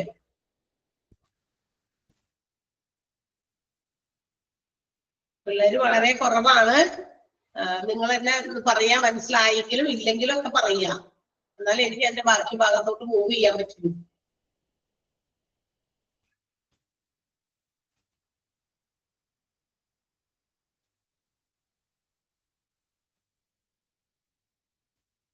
മനസ്സിലായോ 2ാമത്തെ പോയിന്റ്? ഓക്കെയാണ്. ഇനി 3ാമത്തെ എന്താണ്? An image of the organisation is being socially responsible. അതായത് ഒരു ഓർഗനൈസേഷൻ എന്ന നിലയിൽ സാമൂഹ്യപരമായിട്ടുള്ള ഒരു ഉത്തരവാദിത്തമാണ് എന്ത്? ഒരു ഇൻഡസ്ട്രിയുടെ ഹെൽത്ത് എന്ന് പറയുന്നത്. ഇൻഡസ്ട്രിയുടെ ഹെൽത്ത് എന്ന് പറയുന്നത് ഓർഗനം, അത് എംപ്ലോയിയുടെ ഹെൽത്ത് ആണ്. സമൂഹത്തിനോട് ചെയ്യുന്ന ഒരു പ്രതിബദ്ധതയാണ് അവിടെ വർക്ക് ചെയ്യുന്ന എംപ്ലോയീസിന്റെ ഹെൽത്ത്, ആരോഗ്യം സംരക്ഷിക്കുക എന്നുള്ളത്. അത് ഓർഗനൈസേഷന്റെ ഒരു ഇമേജ് വർദ്ധിപ്പിക്കും. എന്ന് വെച്ചാൽ എന്താ, അവിടെ ജോലി ചെയ്യാണ്, ഓക്കെ, അവിടെ ജോലി ചെയ്യുന്ന ജോലിക്കാർക്ക് അങ്ങനത്തെ ജോലിയാണ് ചെയ്യുന്നില്ല, അവർക്ക് പ്രശ്നമൊന്നുമില്ല, അവരുടെ ഹെൽത്ത് ഒക്കെ ഓക്കെയാണ്. ബിക്കോസ് അതനുസരിച്ചുള്ള പ്രൊട്ടക്ഷൻസ്, മറ്റ് പല കാര്യങ്ങളും പ്രിവെന്റ് ചെയ്യാനുള്ള മെഷേഴ്സ് അവരെടുക്കുന്നത് കൊണ്ടാണ്. അല്ലാതെ എംപ്ലോയീസിന്റെ ഹെൽത്തിന് പ്രാധാന്യം കൊടുക്കാതെ അവിടെ അവരെ കൊണ്ട് ജോലി മാത്രം ചെയ്യിപ്പിക്കുന്നു. ജോലി ചെയ്തിട്ട് നിനക്ക് പാടില്ലാണ്ടാണെങ്കിൽ നീ വിട്ടിട്ട് പൊക്കോ എന്നുള്ള മൈൻഡിൽ അങ്ങനെ പാടില്ല. കാരണം അവിടെയാണെങ്കിലും ജോലി ചെയ്യാൻ നമുക്ക് വർക്കേഴ്സിന് ആവശ്യമുണ്ട്. അത്തരം ആ പോസ്റ്റിൽ ജോലി ചെയ്യാൻ ചിലപ്പോ താല്പര്യം കാണിച്ച് മുന്നോട്ട് വരാൻ വളരെയധികം പേരൊന്നും ഉണ്ടാവില്ല. കാരണം 1ാമത്തെ കാര്യം, നമ്മുടെ ഹെൽത്ത് ഇഷ്യൂസ് കൂടുതൽ ഉണ്ടാക്കുന്ന കാര്യങ്ങളാണ് ഫാക്ടറീസിലൊക്കെ. അപ്പൊ അതുകൊണ്ട് അതൊക്കെ അവരെ മെയിൻറ്റെയിൻ ചെയ്യണം. അവരെ ആ ജോലിക്കാരെ അവിടെ റിട്ടേൺ ചെയ്യിക്കണമെങ്കിൽ അതനുസരിച്ചുള്ള അവരുടെ ഹെൽത്തിന് സേഫ്റ്റിയും പ്രൊട്ടക്ഷനും കൊടുക്കണം. അപ്പൊ അങ്ങനെ വന്നു കഴിയുമ്പോൾ അതെന്ത് ചെയ്യും? അതൊരു പ്രതിബദ്ധതയാണ്, ശരിക്കും പറഞ്ഞാൽ സാമൂഹ്യ പ്രതിബദ്ധതയാണ്. കാരണം അവർക്കൊരു സൗണ്ട് ഇൻഡസ്ട്രിയൽ ഹെൽത്ത് കൊടുക്കുക എന്നുള്ളത് അതെല്ലാ ഓർഗനൈസേഷനും അത് പാലിക്കുന്നുണ്ട്, പാലിക്കണമെന്നാണ്. മാത്രമല്ല it preserves and ensures enhancement of brand value. Brand value എന്ന് പറഞ്ഞാൽ എന്താ? കമ്പനിയുടെ മൂല്യം വർദ്ധിപ്പിക്കുക, കമ്പനിയുടെ ഇമേജ് വർദ്ധിപ്പിക്കുക. കണ്ടല്ലോ, അത് തന്നെയാണ് നേരത്തെ പറഞ്ഞതുപോലെ തന്നെ ഓർഗനൈസേഷനിൽ ജോലി ചെയ്യുന്ന ആളുകൾ പുറത്തു നോക്കുമ്പോൾ ആൾക്കാർ പറയും അല്ലെ, അവിടെ ജോലി ചെയ്യുന്നുണ്ട്, ഇന്ന സ്ഥലത്ത് ജോലി ചെയ്യുന്നുണ്ട്, പക്ഷെങ്കിലും അവരത് കൃത്യമായിട്ട് അവരുടെ കാര്യങ്ങളൊക്കെ നോക്കുന്നുണ്ട്. വയ്യാണ്ടൊന്നും ഹോസ്പിറ്റലിൽ കൊണ്ടുപോയി അവരതിന്റെ കാര്യങ്ങൾ കൃത്യമായി നോക്കുന്നുണ്ട്. അല്ലെങ്കിൽ ആ ഒരു ജോലി ചെയ്യുന്നതുമായി ബന്ധപ്പെട്ട അനാരോഗ്യങ്ങളൊന്നും അവർക്കില്ല. അതൊക്കെ ബ്രാൻഡ് നെയിം വർദ്ധിപ്പിക്കുകയാണ് ചെയ്യുക. അത് ഓർഗനൈസേഷന്റെ പേരിനെ ഗുഡ്വിൽ ഉണ്ടാക്കി കൊടുക്കുകയാണ് ചെയ്യുക. Okay. Also it motivates employees.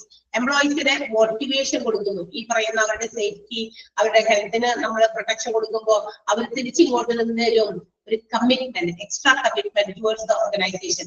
നമ്മളുടെ ഹെൽത്തിനെ പ്രൊട്ടക്ട് ചെയ്യുന്നുണ്ട് ഓർഗനൈസേഷൻ എന്നൊരു ബോധ്യം നമുക്ക് വന്നു കഴിഞ്ഞാൽ നമ്മളുടെ മാക്സിമം ഔട്ട്പുട്ട് നമ്മൾ കൊടുക്കും. നമ്മൾ കുറച്ചുകൂടി കമ്മിറ്റഡ് ആകും. നമ്മൾ ചെയ്യുന്ന ജോലിയോട്, നമ്മളുടെ ഓർഗനൈസേഷനോട് കൂടുതൽ കമ്മിറ്റ്മെന്റോടെ പ്രവർത്തിക്കാനായിട്ട് എംപ്ലോയീസ് തയ്യാറാകും. അതാണ് മറ്റൊന്ന്. മനസ്സിലായോ? അത് മറ്റൊരു ഇമ്പോർട്ടൻസ് ആണ്. And last one, the workman is inspired to remain fit physically and mentally. ഇങ്ങനെ വരുമ്പോ എംപ്ലോയീസിന്റെ ഹെൽത്തിനെ നമ്മൾ സംരക്ഷിക്കുമ്പോൾ അവര് ഫിസിക്കലിയും മെന്റലിയും ഫിറ്റ് ആകുക. അങ്ങനെ ഒരു വർക്ക് ഫോഴ്സിനെ നമുക്ക് എന്ത് ചെയ്യാൻ പറ്റും? രൂപപ്പെടുത്തിയെടുക്കാൻ പറ്റും. മനസ്സിലായി? Physically okay, physically healthy, mentally healthy ആയിട്ടുള്ള ഒരു ഗ്രൂപ്പ് ഓഫ് എംപ്ലോയീസിനെ, വർക്ക് ഫോഴ്സിനെ നമുക്ക് ഇൻസ്പയർഡ് ആക്കാനായിട്ട് പറ്റും. എംപ്ലോയി ഹെൽത്തിന് ഇമ്പോർട്ടൻസ് കൊടുക്കണം. എംപ്ലോയി ഹെൽത്ത് എന്ന് പറയുന്നത് it is the industrial health, ഇൻഡസ്ട്രിയുടെ ഹെൽത്ത് ആണ് എന്നുള്ള മൂല്യം ഉണ്ടാകണം. അത് ഓർഗനൈസേഷൻ നടത്തുന്നവരായിക്കോട്ടെ, ഫാക്ടറീസിന്റെ മറ്റ് അധികാരികളായിക്കോട്ടെ. ഓക്കെ. അപ്പൊ ഈ 6 പോയിന്റുകളാണ് ഇമ്പോർട്ടൻസ് ഓഫ് ഇൻഡസ്ട്രിയൽ ഹെൽത്തിൽ വരുന്നത്. 6 പോയിന്റ് ഒന്ന് വായിച്ചു നോക്കാം. 6 പോയിന്റ്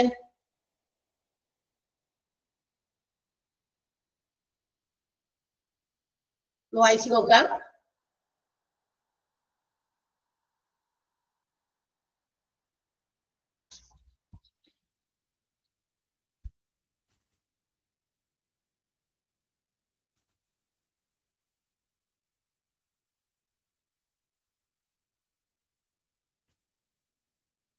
വായിച്ചു കഴിഞ്ഞെങ്കിലും പറയാം.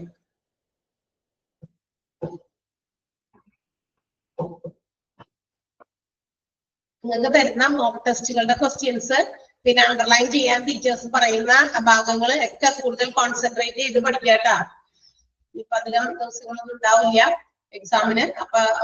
അപ്പോഴത്തേക്ക് മാറ്റി വെച്ച് എല്ലാം കൂടി ഒരുമിച്ചിട്ട് പഠിക്കാതെ സമയത്തിനനുസരിച്ച് നമ്മളിന്ന് സമയത്തിനനുസരിച്ച് നമ്മൾ സമയം ക്രമീകരിച്ച് പഠിക്കാനായിട്ട് ശ്രദ്ധിക്കാം.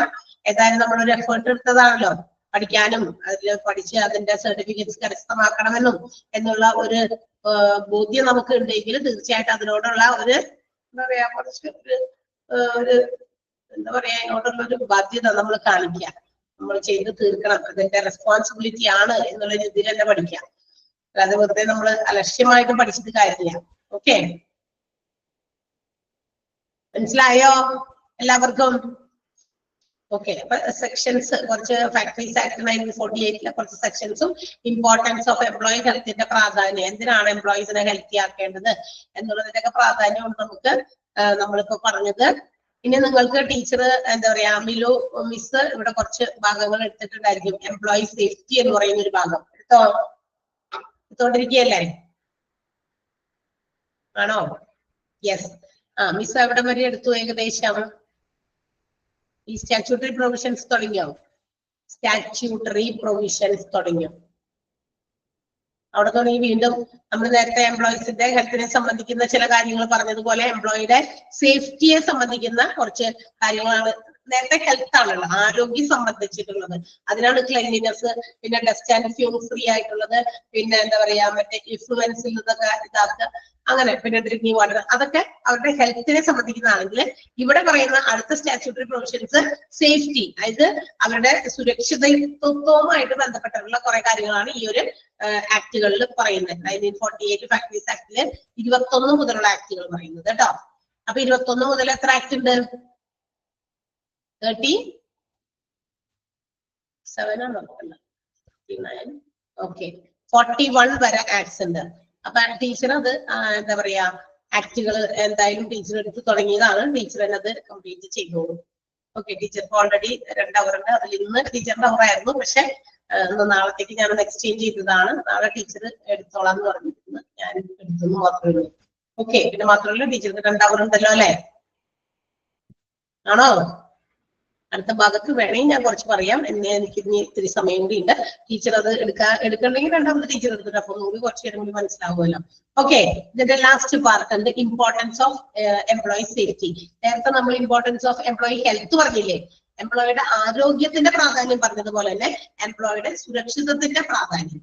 വർക്ക് പ്ലേസിൽ ജോലി ചെയ്യുന്ന സ്ഥലത്ത് എത്രത്തോളം സുരക്ഷിതമായിരിക്കണം എംപ്ലോയീസ്, അതിന്റെ പ്രാധാന്യത്തെ കുറിച്ചിട്ടാണ് ഈ പറയുന്ന പോയിന്റുകൾ. ഒരു 8 പോയിന്റ് പറഞ്ഞിട്ടുണ്ട്. ഓക്കെ, പറ്റാവുന്നിടത്തോളം ഞാൻ പറയാം. അത് കഴിഞ്ഞിട്ട് ബാക്കി സമയം ടീച്ചർ എടുത്തിട്ട് അടുത്ത ക്ലാസ് ഞാൻ എടുക്കാം. മേ ബി എങ്ങനെ വേണമെങ്കിലും ആവാം. ഓക്കെ അല്ലേ? വെറുതെ സമയം കളയണ്ടല്ലോ. 1-2 പോയിന്റ് എനിക്ക് പറയാൻ പറ്റുള്ളെങ്കിൽ ഞാൻ അത്രയും പറയാം, ബാക്കി ടീച്ചർ പറഞ്ഞോട്ടെ. ഓക്കെ, ഇപ്പൊ നിങ്ങൾ പറയാൻ മാത്രം എടുക്കണുള്ളൂ, വെറുതെ സമയം കളയണ്ടല്ലോ എന്ന് വിചാരിച്ചില്ല. So employee safety at work place, ജോലി സ്ഥലത്ത് എംപ്ലോയീസ് എത്രത്തോളം സുരക്ഷിതമായിരിക്കണം എന്നതിനെ കുറിച്ചിട്ടാണ്. ഒന്നാമത്തേത് അവോയ്ഡിങ് ആക്സിഡന്റ്. ഒരു ഓർഗനൈസേഷനിൽ അല്ലെങ്കിൽ ഫാക്ടറിയിൽ ജോലി ചെയ്യുന്ന എംപ്ലോയീസ് പരമാവധി അവര് ആക്സിഡന്റ് ആകാതെ അല്ലെ അതിനെയൊക്കെ ഒഴിവാക്കണം, അല്ലെങ്കിൽ ആക്സിഡന്റ് വിമുക്തമായിട്ടുള്ള ഒരു രീതിയിലാണ് ജോലി ചെയ്യേണ്ടത്. അതിനു വേണ്ടിയിട്ടുള്ള സേഫ്റ്റി മെഷേഴ്സ്, അതായത് അതിനുള്ള പ്രിക്കോഷൻസ് സേഫ് ആക്കാനായിട്ട്. ഇപ്പൊ ആക്സിഡന്റുകൾ പലതും ഉണ്ടാകുന്നത് എന്തുകൊണ്ടാണ്? നമ്മൾ അത് ശ്രദ്ധിക്കാതെയൊക്കെ അല്ലാതെ എന്താ പറയാ അലക്ഷ്യമായിട്ടൊക്കെ നമ്മൾ കാര്യങ്ങൾ ചെയ്യുന്നത് കൊണ്ടാണ് ആക്സിഡന്റ് ഉണ്ടാകുന്നത് അല്ലെ? വാഹനം ഓടിച്ചുകൊണ്ട് പോകുന്നു, ആക്സിഡന്റ് വരുന്നു, ശ്രദ്ധക്കുറവാണ് അല്ലെങ്കിൽ നമ്മളുടെ അശ്രദ്ധയോ അല്ലെങ്കിൽ മറ്റൊരു വണ്ടി ഓടിക്കുന്ന ആളുടെ അശ്രദ്ധയോ ആകാം അല്ലെ? ഇൻ കേസ് അങ്ങനെയുണ്ട്. അപ്പൊ ആ ശ്രദ്ധക്കുറവുകൾ ഇവിടെ എംപ്ലോയീസ് ഇതുപോലെ തന്നെ ഓർഗനൈസേഷനിൽ ജോലി ചെയ്യുമ്പോൾ ഉണ്ടാകുമ്പോൾ it will increase the chances of accident വർദ്ധിക്കാനുള്ള സാധ്യതകളെയാണ് കൂട്ടുന്നത്. അതുകൊണ്ട് organisation of the factory have to maintain or install required safety measures, അതായത് ആവശ്യത്തിന് സേഫ്റ്റി മെഷേഴ്സ് അക്യുറേറ്റ് ആയിട്ട് വളരെ കൃത്യതയോടെ അത് പാലിച്ച് മുന്നോട്ട് കൊണ്ടുപോകണം. അങ്ങനെ വരുമ്പോ എന്താ പറയാ എംപ്ലോയീസ് എല്ലാവരും സേഫ് ആയിരിക്കും. ഇത് ഇന്ന കാര്യം ചെയ്യുമ്പോ അപകടം സാധ്യതയുണ്ട്, ആ അപകടത്തെ ഇല്ലാതാക്കാൻ എന്ത് ചെയ്യണം? ഓക്കെ, അപ്പൊ അത് ഫോളോ ചെയ്യുക. ഇപ്പൊ നമ്മൾ അറിയാലോ, ഇലക്ട്രിസിറ്റിയുമായിട്ട് ബന്ധപ്പെട്ട് ജോലി ചെയ്യുന്ന ആൾക്കാര് അവര് നേരിട്ട് പോയിട്ട് ആ കമ്പിമേ അതുമായി കയറി പിടിക്കുകയാണോ ചെയ്യുന്നത്? അല്ല, അവർക്ക് അതിൻ്റെതായ അവരുടെ ഗ്ലൗസുകൾ ഉണ്ട്, അവരുടെ ഷൂസ് ബൂട്ട്സുകളൊക്കെ ഉണ്ട്, അതൊക്കെ ഇട്ട് ധൈര്യം അത് വെച്ച്, പിന്നെ ഗോഗിൾസ് ഒക്കെ വെച്ചിട്ട് വലിയ ഗ്ലാസ് ഒക്കെ വെച്ച് എന്തൊക്കെ പ്രിക്കോഷൻസ് എടുത്തിട്ട് ആ ജോലി ചെയ്യണ്ടേ എന്നുള്ളത് നിയമത്തിലുണ്ട് എങ്കിൽ ഷുഡ് ഫോളോ ഇറ്റ്. അത് കാര്യമായിട്ട് തന്നെ അത് ഫോളോ ചെയ്യണം. അല്ലാതെ ഇങ്ങനെയൊക്കെ നിയമമൊക്കെ ഉണ്ട്, ഓ നമ്മൾ അത് വേഗം ചെയ്യാൻ വേണ്ടി അതൊക്കെ അവിടെ ഇരിക്കട്ടെ, സാരല്ലേ ഇപ്പൊ ഇങ്ങനെയൊക്കെ ആവട്ടെ എന്ന് പറഞ്ഞിട്ട് ആ ഒരു എന്താ പറയാ അതിനോട് അത്രയധികം നമ്മള് അപകടം എന്ന് പറയുന്നത് എവിടെയെങ്കിലും പൊളിഞ്ഞിരിക്കുകയായിരിക്കും.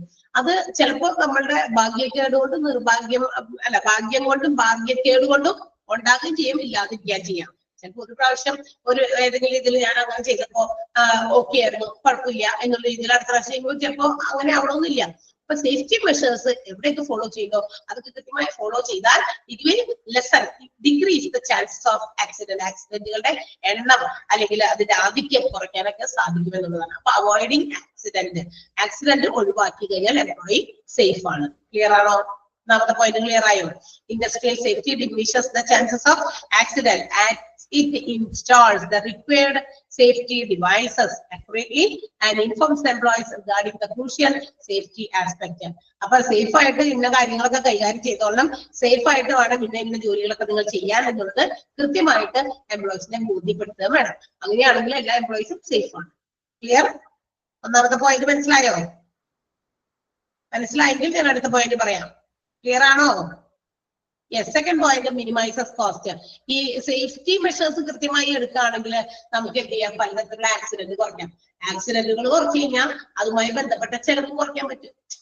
ഇപ്പൊ ഓർഗനൈസേഷനിൽ ആവശ്യത്തിന് പ്രിക്കോഷൻ മെഷേഴ്സ് എടുക്കാണ്ട് ഒരു എംപ്ലോയി കയറി എന്തെങ്കിലും ജോലി ചെയ്തു, പെട്ടെന്ന് ഏതെങ്കിലും രീതിയിലുള്ള ആക്സിഡന്റ് സംഭവിച്ചു, ആ ജോലിയുമായി ബന്ധപ്പെട്ട് എടുത്തുകൊണ്ട് ആശുപത്രിയിൽ പോണോ? ആശുപത്രിയിൽ പോകുമ്പോൾ അവിടെ എന്താ കൊടുക്കണ്ടേ? കാശിന് കാശ് എന്താ കൊടുക്കണ്ടേ? അത് ഓർഗനൈസേഷന്റെ പെട്ടിന്ന് പോകില്ലേ? അപ്പൊ അത് ചെലവ് കൂട്ടുകയാണ് ചെയ്യുക. അപ്പൊ മിനിമൈസസ് കോസ്റ്റ്. എംപ്ലോയി സേഫ് ആയി കഴിഞ്ഞു കഴിഞ്ഞാൽ അവിടെ നമുക്ക് പല രീതിയിലുള്ള ചെലവുകൾ, ഡയറക്റ്റ് കോസ്റ്റുകൾ വരുന്നുണ്ട്, ഫിനാൻഷ്യൽ എക്സ്പെൻസസ്. അതിപ്പോ ജോലിക്കാരനെ ആശുപത്രി കൊണ്ടുപോയി ചെലവാകാം. ഇപ്പൊ ചിലപ്പോ കുറെ ദിവസം ആൾക്ക് ജോലിക്കൊന്നും പോകാൻ പറ്റണില്ല, അപ്പൊ ആ വീടും പട്ടിണിയായി. അവിടെ എന്തെങ്കിലും ആ ഡിസീസിന്റെ ഫാമിലിക്ക് ചിലപ്പോ ആൾ മരിച്ചുപോയി, അങ്ങനെയാണെങ്കിൽ അവരെ ഫാമിലി ഒന്ന് സപ്പോർട്ട് ചെയ്യണം, അവിടെയും ചെലവ് കൂടിയോ? ആണോ? മനസ്സിലാക്കുക നിങ്ങള്? മനസ്സിലായോ? അത്തരം ഡയറക്റ്റ് കോസ്റ്റുകളും ഇൻഡയറക്റ്റ് കോസ്റ്റുകളും ഒക്കെ നമുക്ക് എന്താ പറയാ എംപ്ലോയി സേഫ്റ്റിക്ക് എന്താ പറയാ കൃത്യമായിട്ട് സേഫ് ആയിട്ടുള്ള കാര്യങ്ങൾ ചെയ്തില്ല എങ്കിൽ അത് കൂടും. അത് കുറയ്ക്കണമെങ്കിൽ കൃത്യമായിട്ട് ഇതെല്ലാം എന്ത് ചെയ്യണം? ഫോളോ ചെയ്യണം എന്നാണ്. മനസ്സിലായോ? Direct cost such as financial compensation to the injured. മുറിവ് പറ്റിയ അല്ലെങ്കിൽ മരിച്ച ആൾക്ക് വരുന്ന ചെലവ് കൂടാതെ ഇൻഡയറക്റ്റ് ആയിട്ട് വരുന്ന കോസ്റ്റ് എന്ന് പറയുന്നത് അവരുടെ ആ ഇൻജേർഡിന്റെ ഫാമിലിനെ സപ്പോർട്ട് ചെയ്യണം. അപ്പൊ വരുന്ന ചെലവ്, ഈ ചെലവിനെയൊക്കെ കുറയ്ക്കാനായിട്ട് നമുക്ക് സാധിക്കും. എങ്ങനെയാണെങ്കിൽ എംപ്ലോയി സേഫ്റ്റി ആയിട്ടാണ് ജോലി ചെയ്യുന്നതെങ്കിൽ. രണ്ടാമത്തെ പോയിന്റ് മനസ്സിലായോ? സെക്കൻഡ് പോയിന്റ് മനസ്സിലായോ? Yes. And the third point പറയാം. Increased employee contentment and devotion. Contentment എന്ന് പറഞ്ഞാൽ എന്താ? തൃപ്തി.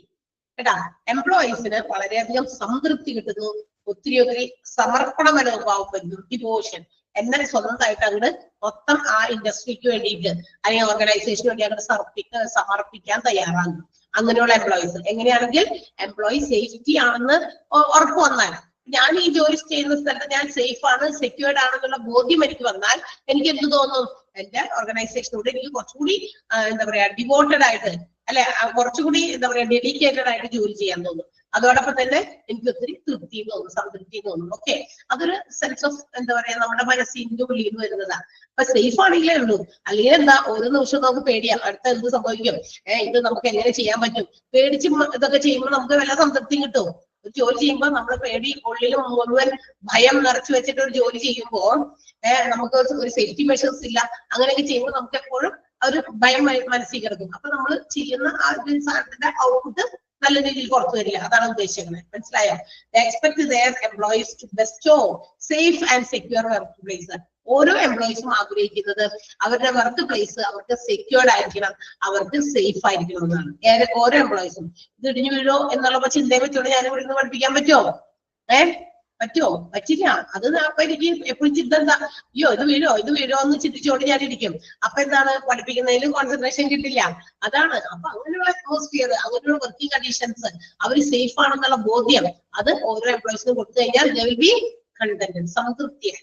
അതുപോലെ തന്നെ അത്രയും ഡെഡിക്കേഷൻ അവർക്ക് അവരുടെ കയ്യിൽ നിന്ന് നമുക്ക് ഇങ്ങോട്ട് കിട്ടും. അങ്ങനെയുള്ള എക്സ്പെക്ടേഷൻസ് നമ്മൾ കൃത്യമായിട്ട് മീറ്റ് ചെയ്യാനായിട്ട് ഓർഗനൈസേഷൻ സാധിച്ചാൽ they will get motivated. അങ്ങനെ എംപ്ലോയീസ് ഓരോരുത്തരും മോട്ടിവേറ്റഡ് ആകും. അവരവരുടെ ഫുൾ ഔട്ട്പുട്ട് തരികയും ചെയ്യും. മനസ്സിലായോ? Increased employee containment and devotion. പോയിന്റുകൾ പഠിച്ചാൽ മതി. ബോൾഡ് ആയിട്ടിരിക്കുന്ന പോയിന്റ് മാത്രം പഠിച്ചാൽ മതി. ഉള്ളിലോടൊന്നും നിങ്ങളോട് ഞാൻ മാർക്ക് ചെയ്യാൻ പറഞ്ഞില്ല. മനസ്സിലായോ? നിങ്ങൾക്ക് വായിച്ച് അറിയാൻ വേണ്ടിയിട്ടാണ്. മനസ്സിലായോ? എന്തൊക്കെയാണ് importance of employee safety? Employee സേഫ്റ്റിയുടെ ഇമ്പോർട്ടൻസിൽ വരുന്നത് ഏതൊക്കെയാണ്? അവോയ്ഡിങ് ആക്സിഡന്റ് ഒഴിവാക്കുക, മിനിമൈസസ് കോസ്റ്റ് കുറയ്ക്കുക, increased employee containment and devotion, എംപ്ലോയീസിന്റെ തൃപ്തിയും ഡെഡിക്കേഷനും വർദ്ധിപ്പിക്കുക. അത് okay. Next one legal compliance ആണ്. ലീഗൽ കംപ്ലയൻസ് എന്ന് പറഞ്ഞാൽ എന്താ? അതും അതെ, ലീഗലായിട്ട് നിയമപരമായിട്ട് ഒരു ഓർഗനൈസേഷനിലും അവിടെ ജോലി ചെയ്യുന്ന വർക്കേഴ്സ് അവരുടെ പ്രിമിസസിൽ അവർ എപ്പോഴും സെക്യൂർഡ് ആയിരിക്കണം. നമ്മൾ ജോലി ചെയ്യുന്ന സ്ഥലം, നമ്മളുടെ ഈ ഇതിന്റെ കോമ്പൗണ്ടിന് ചുറ്റും നമ്മൾ സുരക്ഷിതരാണെന്നുള്ള ഒരു ബോധ്യം, അത് നിയമപരമായിട്ട് എംപ്ലോയി എന്താ പറയാ ആഗ്രഹിക്കുന്നതാണ്. അല്ലെ? നമ്മളിവിടെ വർക്ക് ചെയ്യുന്നു, ഈ പ്രമിസസിനകത്ത് നമുക്ക് വേറെ ഒന്നും സംഭവിക്കില്ല, അല്ലെ? നമ്മളിവിടെ സെക്യൂർഡ് ആണ്, സേഫ് ആണ് എന്നുള്ള ബോധ്യം, അത് എന്താ പറയാ എംപ്ലോയീസിനെ ഒത്തിരി അധികം കണ്ടന്റഡ് ആകുന്നു. വീണ്ടും അവരുടെ മനസ്സിന് സംതൃപ്തി കൊടുക്കുന്നു. അങ്ങനെ വരുമ്പോ അവരുടെ മനസ്സിന് സംതൃപ്തി കൊടുക്കുക എന്ന് പറയുമ്പോൾ ഹ്യൂമൻ റിസോഴ്സസിന്റെ വേണ്ടി വരുന്ന ചെലവുകൾ കുറയ്ക്കാന്നാണ്. എന്നുവെച്ചാൽ ഈ ഹ്യൂമൻ റിസോഴ്സുകളെ മാനേജ് ചെയ്യാനും അല്ലെങ്കിൽ അവരെ തൃപ്തരാക്കാനും ഒക്കെ ഒരുപാട് ചെലവ് വരും. പക്ഷെ ആ ചെലവുകളൊക്കെ ഒരു പരിധിവരെ കുറയ്ക്കാൻ അവരുടെ സംതൃപ്തി കൊണ്ട് നമുക്ക് സാധിക്കും.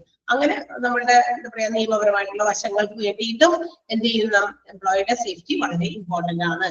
അതിന്റെ എക്സാമ്പിൾ പറഞ്ഞിട്ട് safety procedures are taken by the organization in order to meet safety requirements mentioned in various employment laws such as industrial disputes act. ഞാൻ പറഞ്ഞിരുന്നു ഫാക്ടറീസ് ആക്ട് 1948 പോലെ തന്നെ മറ്റൊരു ആക്ട് ഉണ്ട്, ഇൻഡസ്ട്രിയൽ ഡിസ്പ്യൂട്ട്സ് ആക്ട് 1947. നമ്മുടെ ഗ്രീവാൻസിനൊക്കെ ഡിഫൈൻ ചെയ്തിരിക്കുന്നത് employees തമ്മിലുള്ള തർക്കങ്ങൾ അല്ലെങ്കിൽ എംപ്ലോയീസ് മാനേജ്മെന്റുമായിട്ടുള്ള തർക്കങ്ങളെയൊക്കെ പരിഹരിക്കുന്ന കുറെ നിയമവശങ്ങൾ ഉൾപ്പെടുന്ന ആക്ടുകളാണ് 1947 ഇൻഡസ്ട്രിയൽ ഡിസ്പ്യൂട്ട്സ് ആക്ട്. അതിനകത്ത് മെൻഷൻ ചെയ്തിട്ടുണ്ടെന്ന് എന്താണ് എംപ്ലോയി സേഫ്റ്റിയെ സംബന്ധിക്കുന്ന കുറെ കാര്യങ്ങൾ, എന്തൊക്കെയാണ് ഓർഗനൈസേഷൻ അതിനുവേണ്ടി ചെയ്യേണ്ടത്, അതിനെക്കുറിച്ച് സംഭവങ്ങൾ കവർ ചെയ്ത് വെച്ചിട്ടുണ്ട്. അതുപോലെ തന്നെ ഇൻഡസ്ട്രിയൽ ഡിസ്പ്യൂട്ട്സ് ആക്ടിനകത്തും എംപ്ലോയി സ്റ്റേറ്റ് ഇൻഷുറൻസ് ആക്ടില് എംപ്ലോയി സ്റ്റേറ്റ് ഇൻഷുറൻസ് ആക്ടിനകത്ത് പറഞ്ഞിട്ടുണ്ട്. പിന്നെ നമ്മളുടെ ഫാക്ടറീസ് ആക്ട് 1948 നമ്മൾ നേരത്തെ പറഞ്ഞ ആക്ടിലും പറഞ്ഞിട്ടുണ്ട്. Apprentices act 1961. അങ്ങനെ കുറെ ആക്ടുകളിൽ എംപ്ലോയീസിന്റെ സേഫ്റ്റിയെ കുറിച്ച് മെൻഷൻ ചെയ്ത് ഒരുപാട് കാര്യങ്ങൾ എഴുതി വെച്ചിട്ടുണ്ടെന്നാ പറയുന്നത്. ലീഗൽ കംപ്ലയൻസിന് വേണ്ടിയിട്ട്, നിയമാനുസൃതമായ കാര്യങ്ങൾക്ക് വേണ്ടിയിട്ട്. മനസ്സിലായോ? ആ ഒരു പോയിന്റ് ഒന്ന് അപ്ലൈ ചെയ്യണം. ഫോർ എക്സാമ്പിൾ എന്ന് പറഞ്ഞിട്ടേ safety procedures are taken up four organisations. പല ബിസിനസ് സ്ഥാപനങ്ങൾക്കും വേണ്ടിയിട്ട് എംപ്ലോയീസിന്റെ സേഫ്റ്റിയെ ഉറപ്പുവരുത്തുന്ന കുറെ കാര്യങ്ങൾ കുറെ ആക്ടുകളിൽ പറഞ്ഞിട്ടുണ്ട്. ഏതൊക്കെ ആക്ടിലാണ് പറഞ്ഞിരിക്കുന്നത്? Industrial disputes act 1947, factories act 1948, apprentices act 1961, employee state insurance act 1948. ഇവിടെയൊക്കെ പറഞ്ഞിട്ടുണ്ടെന്ന് മനസ്സിലായോ? ആ സെന്റൻസ് ഒന്ന് അണ്ടർലൈൻ ചെയ്യണം.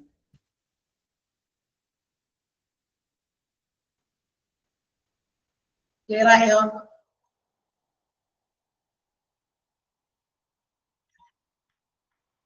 ആ 4 പോയിന്റ് ഒന്ന് വായിച്ചു നോക്കിയും. 4 നാലെണ്ണമാണ് ഇമ്പോർട്ടൻസ് ഓഫ് എംപ്ലോയി സേഫ്റ്റിനെ സംബന്ധിക്കുന്നത് ഞാൻ പറഞ്ഞത്. ഇനി ഒരു 4 എണ്ണം കൂടി അവിടെ ബാക്കി നിൽക്കുന്നുണ്ട്.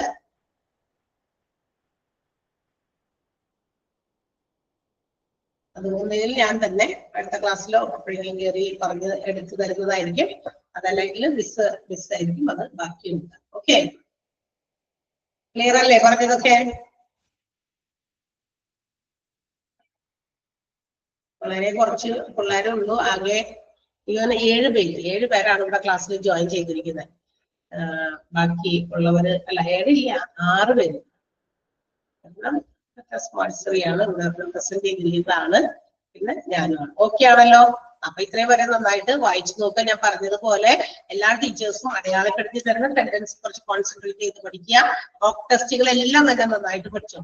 ഓക്കെ, പരീക്ഷയെ കുറിച്ച് ടെൻഷൻ അടിക്കരുത്. ഇപ്പോഴേ തുടങ്ങി ടെൻഷൻ അടിച്ചു കഴിഞ്ഞാൽ ശരിയാവില്ല. ഓക്കെ, ഇതിനുള്ളിലുള്ള കാര്യങ്ങളൊക്കെ നമ്മൾ അറിഞ്ഞിരിക്കണമല്ലോ. കാരണം പിന്നീട് നമുക്ക് ആവശ്യം വരുമ്പോ എവിടെയെങ്കിലും എടുത്ത് അങ്ങോട്ടാണെങ്കിലും പ്രയോഗിക്കണ്ടേ. നമ്മൾ അത് അവിടെ പഠിച്ചതാണല്ലോ, ഇന്ന ആക്ടുകളൊക്കെ ഇതിനകത്ത് വന്നതാണല്ലോ. ഒരു ആക്ടിന്റെ പേരെ നമ്മളിപ്പോ പഠിക്കുന്നുള്ളൂ. ഏത് ആക്ട്, എത്രാമത്തെ ആക്ട്, അത് പഠിക്കരുത്. പക്ഷെ അതിനകത്ത് ഒന്നിലും എന്താണെന്ന് അപ്പൊ തന്നെ നിങ്ങൾക്ക് അത് കേൾക്കുമ്പോൾ തന്നെ ഓർമ്മ. ക്ലെൻലിനെസിനെ കുറിച്ച് എന്താ പറഞ്ഞേക്കണേ? നീറ്റ് ആൻഡ് ക്ലീൻ ആക്കി വെക്കണം, ഹൈജീനിക് ആക്കണം, എപ്പോഴും ഡിസിൻഫെക്ടന്റ് ചെയ്ത് ക്ലീൻ ചെയ്ത് വൃത്തിയാക്കി വെക്കേണ്ട ഒരു എല്ലാ പരിസരവും, അതാണ് ഉദ്ദേശിക്കുന്നത്. ഓക്കെ, അപ്പൊ ഇതൊക്കെ നിങ്ങളുടെ ഓർമ്മയിലേക്ക് പെട്ടെന്ന് വരണം. That's all. അപ്പൊ അടുത്ത ദിവസം കാണാം. ഇനി അടുത്ത ദിവസം ഒരു ദിവസം കൂടി എന്തായാലും ഞാൻ ക്ലാസ്സിൽ കയറും, ഏതെങ്കിലുമൊക്കെ ഇനി എടുക്കാനുണ്ടെങ്കിലും ബാക്കിയായിട്ട്. അപ്പോ ഈ പറഞ്ഞതുപോലെ നിങ്ങൾ കാര്യങ്ങൾ ചെയ്യാം. പരീക്ഷയ്ക്ക് വേണ്ടിയിട്ട് ഇപ്പോഴേ തുടങ്ങി ഒരുങ്ങുക കേട്ടോ. Okay, then thank you. Bye. See you.